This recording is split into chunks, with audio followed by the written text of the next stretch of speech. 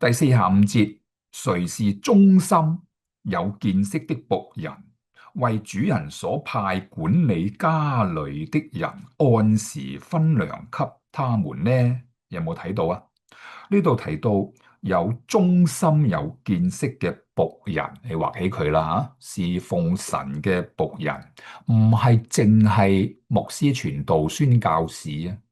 我哋每一個嘅弟兄姊妹啊，當我哋禱告嘅時候，通常會講乜嘢啊？主啊，係咪啊？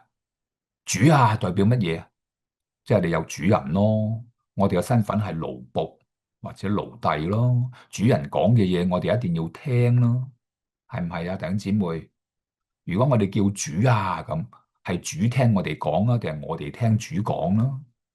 然後就話主人有所派，我哋要所做嘅工，管理家裏的人，呢個唔單止你家中，仲有神嘅家，仲有預備去天家。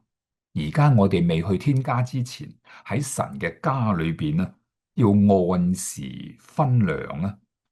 嗱，按時分糧可以代表喺教會裏邊侍奉神，用真理牧養，用真理去乳養眾弟兄姊妹，亦都可以講我哋自己嘅一般嘅基督徒。你喺唔同嘅地方，你有冇常常用聖經嘅真理話俾人聽？回轉啊，回轉啊，咁吓。咁跟住咧，我哋睇到就話。主人來到咧，見他們啊，這樣行咧，那僕人就有福啦。